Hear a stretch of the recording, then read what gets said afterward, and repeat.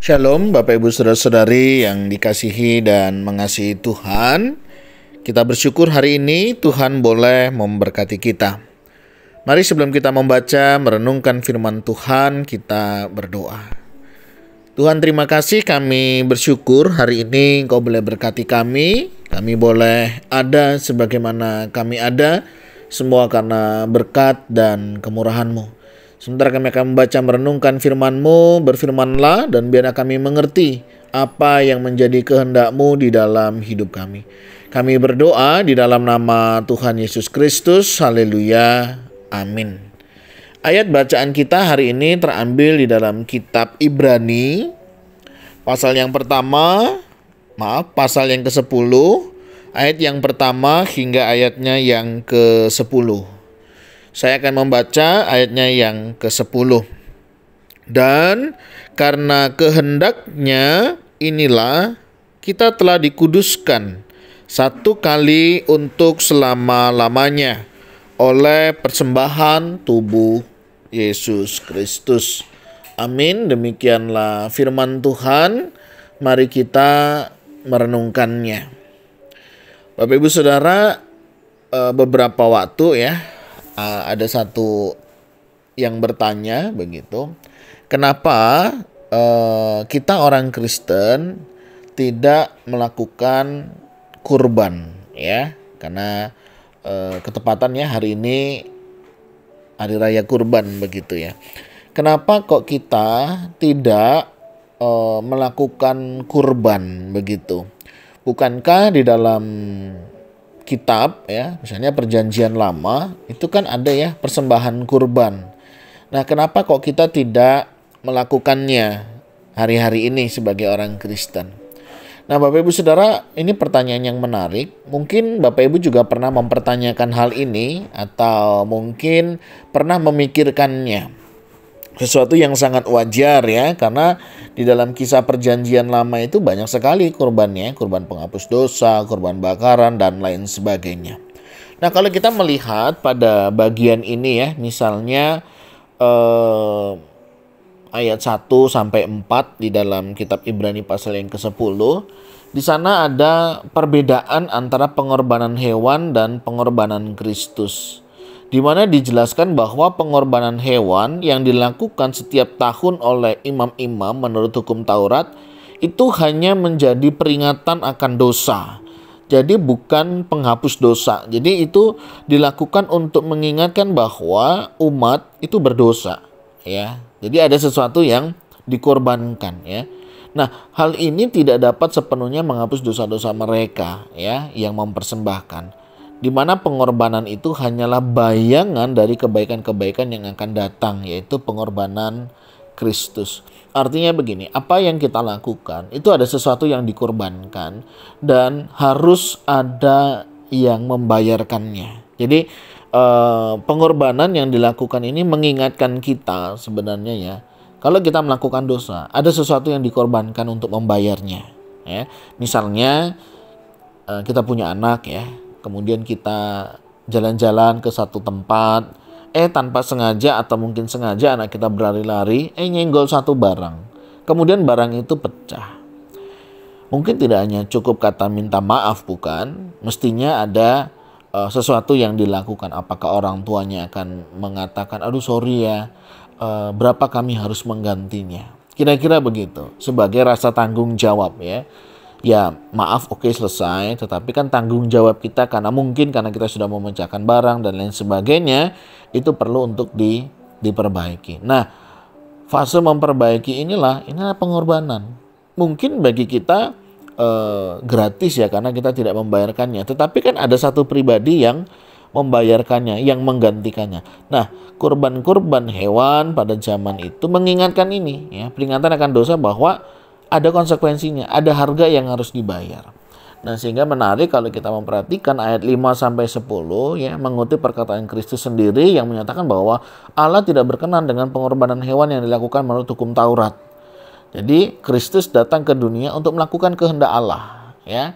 Jadi Kristus datang itu untuk melakukan kehendak Allah dengan mengorbankan dirinya sendiri. Nah, menariknya pengorbanan Kristus yang satu kali ini itu bisa berlaku untuk selamanya, ya, menghapus kebutuhan dan pengorbanan-pengorbanan yang lainnya. Sehingga pengorbanan Kristus cukup, ya, dan memadai untuk menghapus dosa-dosa manusia.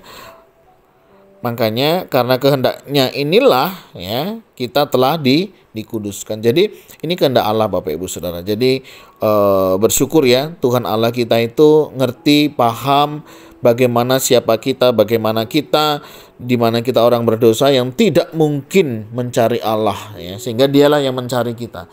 Nggak mungkin kita orang berdosa itu datang pada Tuhan, ya, sehingga Tuhan yang datang pada kita. Dan kenapa kekristenan tidak melakukan persembahan korban? Karena Yesus sudah mengorbankan dirinya, mati di atas kayu salib. Untuk siapa? Untuk setiap kita yang percaya kepadanya, ya. Jadi setiap kita yang percaya kepadanya tidak binasa, melainkan memperoleh hidup yang kekal. Ya, kita juga bukan ditebus dari barang yang fana, ya, emas atau perak dan lain sebagainya, tapi dengan darahnya yang mahal. Ada darah yang dicurahkan, ya. Kalau persembahan hewan kurban kan sama, ya, ada darah yang dicurahkan. Nah, kita itu lebih dari itu. Kita tidak sebanding dengan itu semua. Nggak sebanding lah hewan sama kita. Kita lebih dari hal itu. Artinya hewan tidak bisa mewakili akan keberdosaan kita dalam penyelesaian, ya.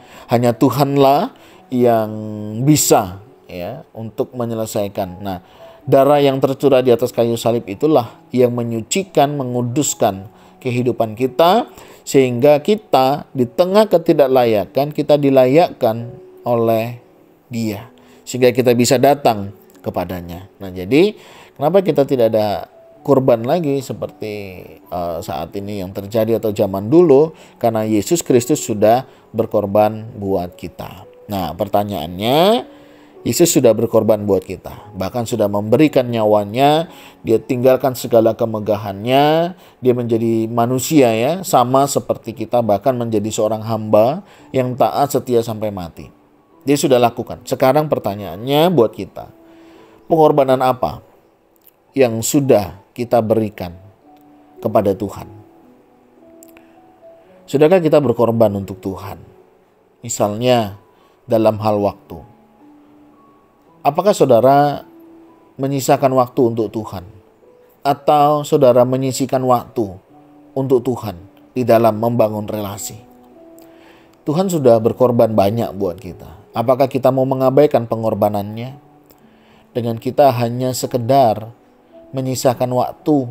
Ya, kalau ada waktu saya berdoa. Ya, kalau ada waktu saya baca Alkitab. Ya, kalau ada waktu saya akan ke gereja untuk ibadah. Ya, kalau ada waktu saya melayani. Bapak Ibu Saudara, Tuhan tidak menyisakan waktu, tetapi Dia memang menyisihkan waktu. Dia menyisihkan segalanya untuk apa? Keselamatan umat manusia. Waktu Dia berkorban, ya, Dia tidak menyisakan, tetapi Dia memang menyisihkan hal ini kepada kita. Jadi mari kita belajar juga dari pengorbanan Kristus. Kita juga belajarlah berkorban untuk Kristus dalam hal waktu. Waktu untuk saat teduh, waktu untuk baca firman, waktu untuk berdoa, waktu untuk melayani, waktu untuk beribadah. Jangan kita bilang gak ada waktu untuk ibadah. Jangan kita bilang gak ada waktu untuk bersekutu. Ketika Tuhan benar-benar mengambil waktu kita, selesailah sudah kita. Jadi selagi masih ada waktu, Bapak Ibu Saudara, mari kita berikan yang terbaik untuk Tuhan. Apa sih yang terbaik? Nggak sebanding kok yang kita lakukan. Tapi kita mau belajar, meresponi apa yang sudah Tuhan Allah kita kerjakan di dalam kehidupan kita. Pengorbanan apa lagi yang kita bisa berikan? Ide, daya, dukungan, doa. Mari kita berikan kepada Tuhan untuk satu pekerjaan Tuhan. Berkorban, ya, untuk Tuhan.